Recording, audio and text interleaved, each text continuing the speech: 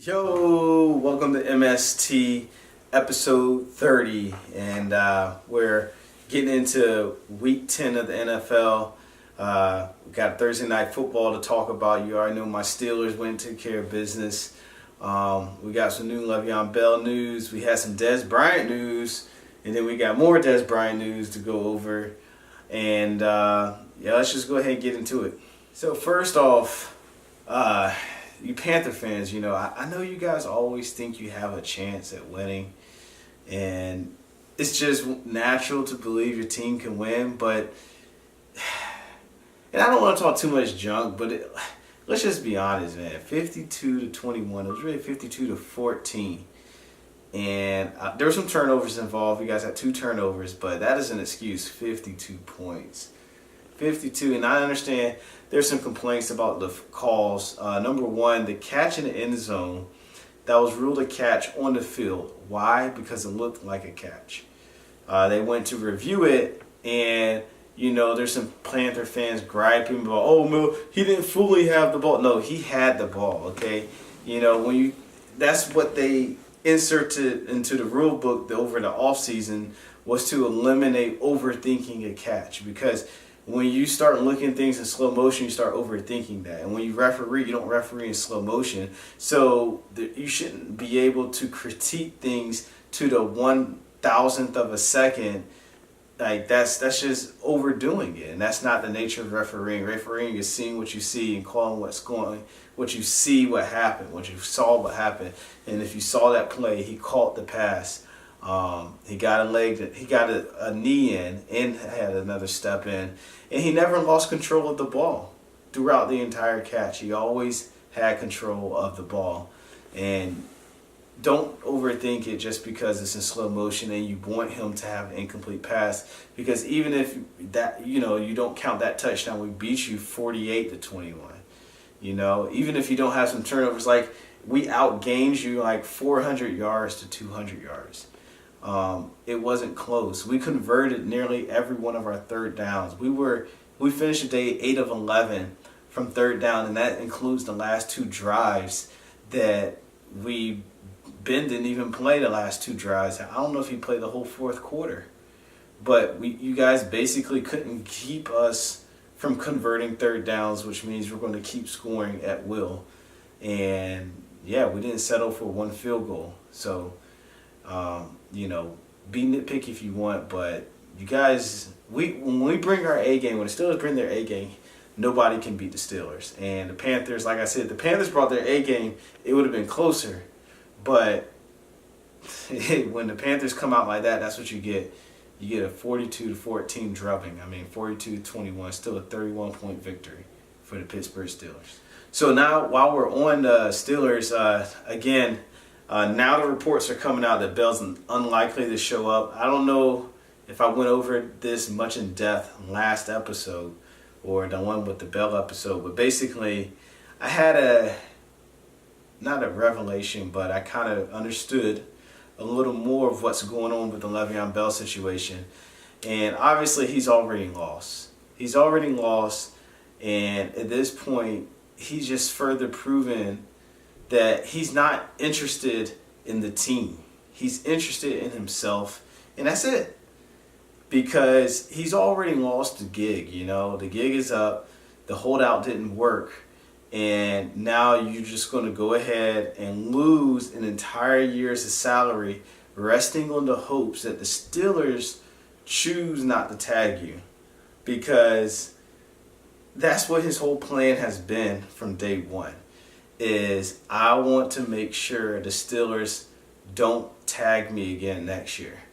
And he doesn't care about winning a Super Bowl. He doesn't care about his legacy as being one of the all-time best running backs. He doesn't care about any of that. All he cares about is getting paid, and getting paid in the way that he wants to get paid, which is make everything about himself this whole year, even though he never intended on playing. Like, think about that for a second. He never intended playing this entire season, but he was dedicated to making this whole season about himself and trying to make it into how the Steelers need him, instead of trying to help the Steelers win a Super Bowl to validate your value to the team. because that's what teams are most interested in, right? Winning a Super Bowl, not like paying a guy a boatload of money just for the hell of it. You pay guys that much money because you want to win a Super Bowl. But he's not interested in winning Super Bowls. He's on a team that can win a Super Bowl this year. And what is he doing? Some charade game that is just pitiful. It's all it is pitiful. I mean, the guy's offered $70 million, and he still feels the need to, turn this into some type of circus, only because it's his perception that it will benefit him in the long run. Like, how selfish is that? So the thing is, he's already lost $15 million this year. The Steelers still have control over his tag. We can still tag him. We can transition tag him and match anything that anybody offers. And then he would still have to play in Pittsburgh. Or, there is this one niche that people are arguing about, and that's the franchise tag. Because if he doesn't show up at all, he's betting, and this is what he would do to make things even more nastier, which is why I don't think the Steelers are going to go in this, because the Steelers are typically, they're more classy than I am. I'll say that. They're more of a class organization than I am, because I would screw him over as best as I could if I had the opportunity after what he's done to the team. But they're going to do what's best for the Steelers. And what's best for the Steelers is just cut ties and let them go. But basically, the niche is that, or the tweaking of rule that could be under litigation in terms of an arbitrary third party to arbitrate the deal, but that's the fact that the NFL allows you to tag the franchise tag basically like up to 3 times. The second time, you have to pay the salary 120% of the other salary. That's why the salary this year was set at $14.5 million compared to $12.1, because it's 120% more. The next year after the second year tag is 144%, or the average of the 3 highest salaries that year, which is like a quarterback, which would put him at $25 million if he tagged him a third year. However, the Steelers would argue under the CBA that since he never showed up for that second tagging, he never served that contract. They got all that contract money back. It's rolling forward, so it's not being used.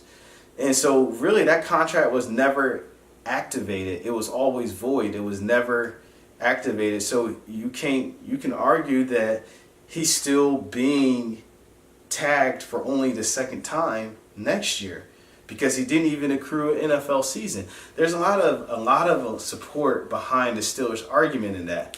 Bell's argument would be that they still had to utilize a franchise tag, and that's what they chose to use it for the 2018 season. So if they choose to put Bell down for 2017, put Bell down for 2018, regardless if he didn't play or not, for 2019, that's still the third time they're tagging him. And so that's his argument for trying to then weasel into $25 million for 1 year. But even still, would he really play for 1 year? Because he still has to play on the franchise tag, right?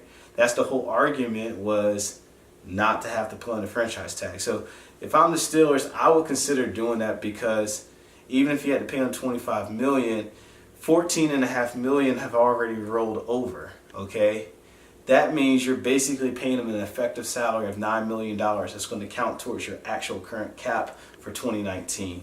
And if Bell for $9 million is actually a good deal, and you can screw him over because now you can force him to play on the tag, make him go a year older, and put him back on the market with another round of 400 touches on his body.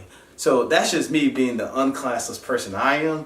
But the Steelers are going to let him walk, and he can go get paid a boatload. He won't say a boatload because, he offered him $70 million. He would have to get over $85 million with at least $40 million guaranteed in order to really win the situation. Even then, I know people want to get into arguments and this and that, but what's the difference between getting $70 million and getting $80 million? There's not that much of a difference. You're still going to have the same lifestyle, and you're still going to be able to do whatever you want to feed your family. And that's what it kind of makes it irritable to a lot of Steeler fans because it's not like the Steelers aren't willing to pay him big bucks. They're willing to pay him more than any other running back in the NFL. It's the fact that he wants things all the time his way, and he thinks that's more important than winning a Super Bowl, and that's the problem. All right, so we're going to go through our predictions for Week 10. Is that Week 10? Week 10. Week 10 of the NFL season. So go ahead, Nolan. Hit me with the first matchup. Detroit Lions versus the Chicago Bears. Lions and Bears. This is going to be an easy matchup. Chicago is playing pretty well defensively, and Matt Stafford just got sacked about 10 times in one game. So Chicago Bears, easy pick. The Lions packed it up, traded Golden Tate. Their season's over. And then the Bears will continue to lead the NFC North. So it's going to be tough for Minnesota and obviously Green Bay, who are in must-win situations. New Orleans Saints versus the Cincinnati Bengals. So one of the games of the week, which this is kind of a not as exciting of a week if you look forward to next week, but the Bengals and the Saints is a little bit of an intriguing match because a lot of people are counting the Bengals out of this one, but I really do think the Bengals are going to give the Saints a good matchup. It's in Cincinnati. Cincinnati plays decent at home and at 1 o'clock. The Saints are coming off a very satisfying win against the Rams. So I can see where it's kind of easy to overlook Cincinnati, who's playing outdoors in the cold. It just got cold this weekend. So Drew Brees out in the cold. It's really going to depend on if the Bengals can get pressure on them. I kind of like the Bengals in this game, which is crazy, but we're going to stick with the Saints because the Saints are just overall a better team. They're gotten inside on the defensive side of football. If Sean Payton's smart, he will continue to pound the rock on the ground against the Bengals in that win to save Drew Brees' arm.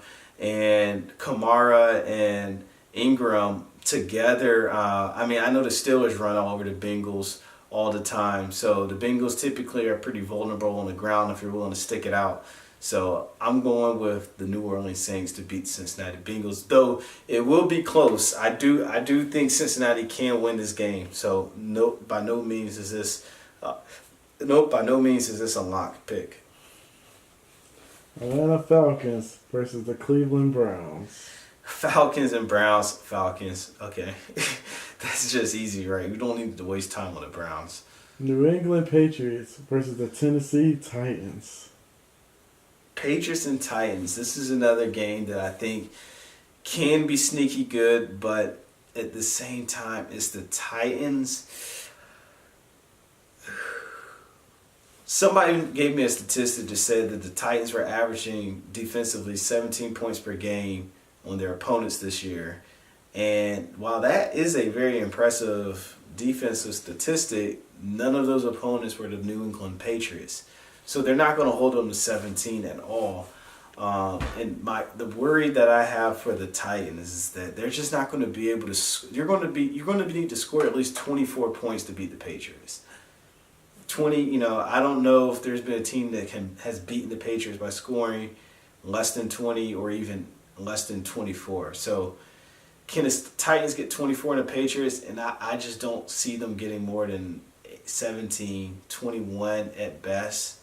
I don't think they're going to have enough scoring. New England can just have a really bad day at office, but they'll be able to get a W. It's in Tennessee, which makes it kind of interesting because I know it's always weird to play there at 1 o'clock, especially if you don't go there often, which New England does not. So I'm going to stay with New England Patriots. That's a safe pick, and we're going to stay with them. Jacksonville Jaguars versus the Indianapolis Colts. Jaguars and Colts. This is a very interesting game for me. The Steelers play the Jaguars next week. That actually was a Sunday night football game. It was moved to 4:25 because the Jaguars suck. If the Jaguars were any good, it would have stayed at 8 in Sunday night football, and that would have been a sight to see. And I was actually going to go to that game while I was still living in Florida, but now I don't live there, so save some money with that, right? But about the matchup, Jaguars and Colts, you would always expect the Jaguars to win, but just how bad Blake Bortles has been, it makes you wonder that if Andrew Luck can just not turn the ball over and don't allow the Jacksonville defense to beat them, they should be able to win this game, which is kind of an upset, even though both these teams are 3-5. However, I just don't see that happening. I think Jacksonville is at least going to make it interesting and come away with the victory because Andrew Luck tries to do too much and because they have Leonard Fournette back and they can actually run the football the way that they're built to do it, which is going to make them a very dangerous team when they come next week to face the Pittsburgh Steelers at home with a Fournette who got his legs back underneath him. So I expect Fournette to have a big day in Indianapolis. Jacksonville wins.